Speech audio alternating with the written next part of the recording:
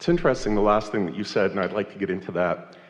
I started following your material, I guess about 10 years ago, and I spoke with you frequently, and for a while I was a testimonial. You know, my health, my business, my net worth, everything just went like this. And then a few years ago, one by one, they just started kind of flattening out and then going down a little. It's not bad, but it's not like what it was before, sort of effortless and just flowing. What were the thoughts that I was thinking that made that happen?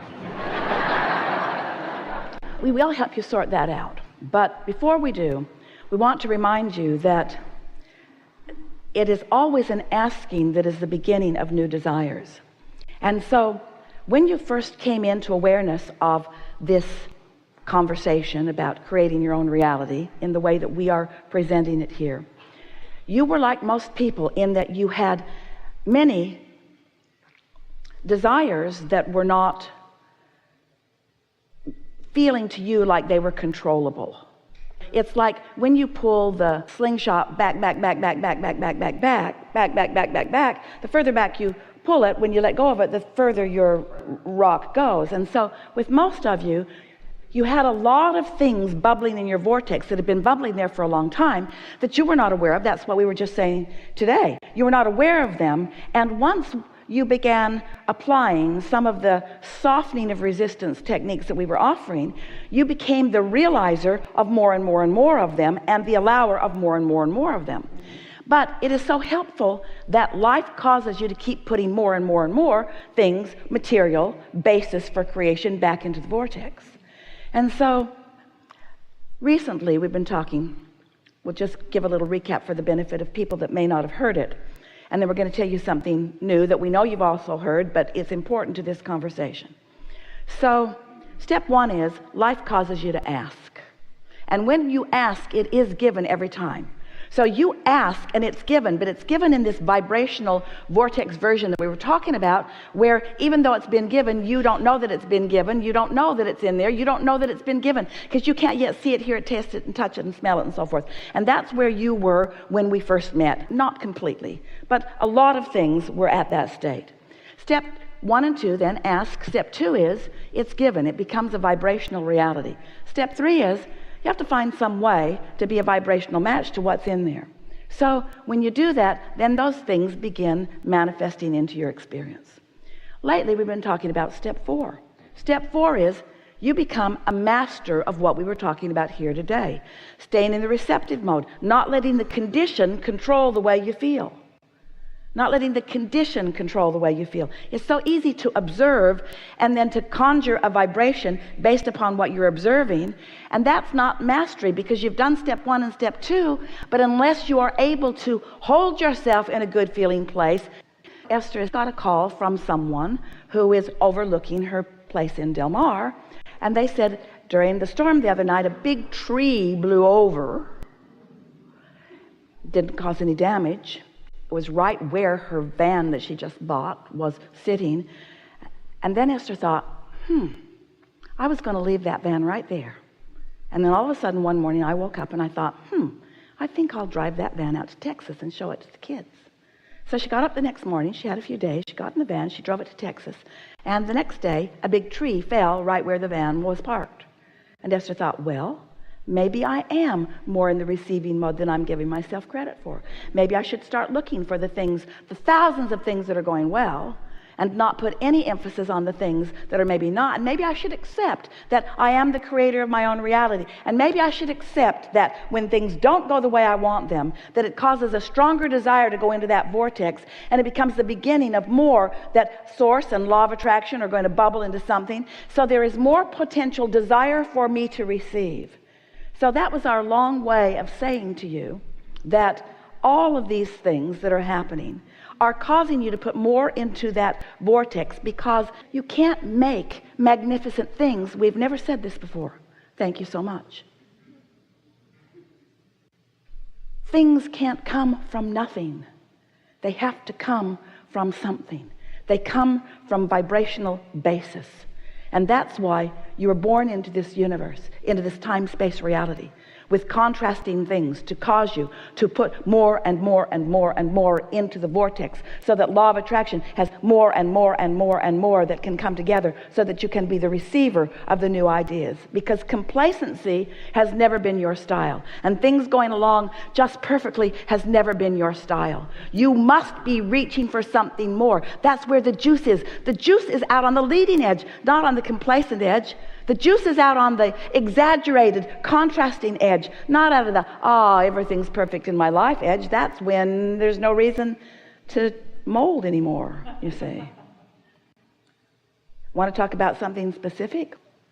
Actually, I think that you've just covered it nicely. I will say a couple of things. First, that a couple of months ago, I was whining to a friend, and I had been doing quite a bit of whining recently, and she said, "Why are you even saying this? You're an Abraham person. What's wrong with you?" And Esther gets that all the time. She's not just an Abraham person. But I will say that my friend was absolutely right, and that kind of shook me a little bit. And over the last couple of months, things have turned around quite a bit, to the point where, well, actually here, I'll ask you about this. Things have been going just swimmingly. You know, the synchronicities that I had several years ago, where I felt like I was just on slaloming down the hill. It's like, oh, good thing coming to me. Oh, another good thing coming to me. It's been happening for the last, let's say, month or two. And then yesterday, my car got towed in downtown LA, and I found it 30 minutes after the tow place had closed, and blah, blah, blah, blah, blah. And so I had to take advantage of what is actually a fairly decent transit system in LA, to my surprise, and came back. And this morning, met some guy at a coffee shop where they gave me a free coffee because I have my car towed, and then a fellow that I was talking to gave me a ride to go get the car. So it's this strange mix of, what did I do to cause the car being towed, and then what did I do on the positive side to have people be very kind to me this morning? Like everyone, you have a mix of vibration, but you're mostly in the receptive mode of wonderful things coming. But you've been questioning yourself. We'll tell you another story about Esther. You're going to like this. So a few months ago, Esther twisted her knee, taking a very large suitcase off the conveyor belt, a suitcase that she had loaded piece by piece by piece. It was so big she had to fly another airline to not be charged extra for the bag. That's how big the bag was. So she's been sort of gimpy, limping around, and now her knee is feeling wonderful again, and she hasn't been doing much flying or much dragging of bags around for the last month or so. So she had the thought, as she was walking through the airport, a thought that at face value sounds like a positive thought. Ooh, I'm so glad that my knee is feeling so good. Well, every subject is really two subjects. There's something on each end of the stick, yes? What is wanted on one end and what's not wanted on the other end. And so she's emphasizing, sort of trying a little too hard, talking about how glad she is that her knee feels good. And then, without even realizing it, we're reminding her, and she knows it as we are reminding her, she had in the background a thought going on, not going to do that with those big old bags again. Thinking about the big old bags, lugging the big old bags, dragging the big old bags. Now she's going to be out here for a while, so she brought 2 big old bags and another bag. So she has 3 bags, which is just 1 bag more than is easy for her. But she always believes, if I can't haul it myself, don't bring it, because she doesn't always want somebody else needing to come along with her to help her, and they've got their own bags to drag around anyway. So can you feel the not all positive things that she's got going on in her mind, a sort of reactivating of stuff that she could have left alone? She didn't need to justify that she feels glad that her knee is better. She could have left it alone, but she didn't.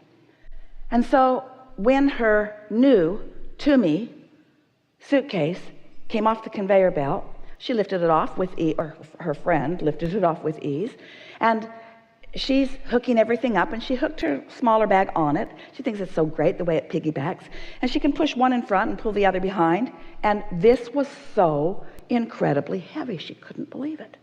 And her friend said, "Let me help you with that." She said, no, I got it. I've got it. So she's dragging it through the airport a little bit, and then she thought, what is wrong with this suitcase? And she looked, and one of the wheels had been broken off in flight. It's a new bag. To me, really good suitcase. And it's a virtual sled that she's dragging through the airport. And she's asking the question that you're asking. What thoughts was I thinking? Well, she knows what thoughts she was thinking. She was remembering that she doesn't want her knee to hurt. She was blaming the suitcase for hurting her knee. And now she's back. Here I am to save the day. I'm healthy and I can do this all by myself. Those vibrations, every thought that you think contributes to what's going on in your experience. But when you know it, you see, here's the thing. Oh, if you hear this, you don't ever need to know anything else ever, ever, ever, ever, ever, ever, ever, ever, ever. Oh, we're so excited to tell you this. But before we do, we're going to tell you something else. So don't forget that we're going to tell you this, because this is the most important thing that you're ever going to hear from us. We'll just remind you in case we forget. It's about how good thoughts and bad thoughts manifest. So remember that, because we want to come back to that, because it's the most important thing that you're ever going to hear. So Esther was watching her grandson working on some long division.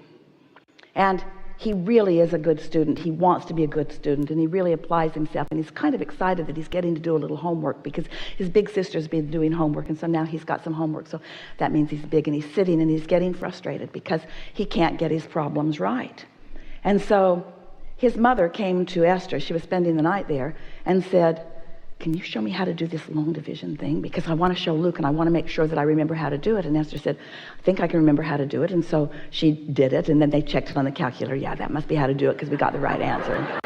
And so then Tracy went up to talk to Luke about it, and Esther can hear his frustration and his consternation, and he's trying and he's not getting it right.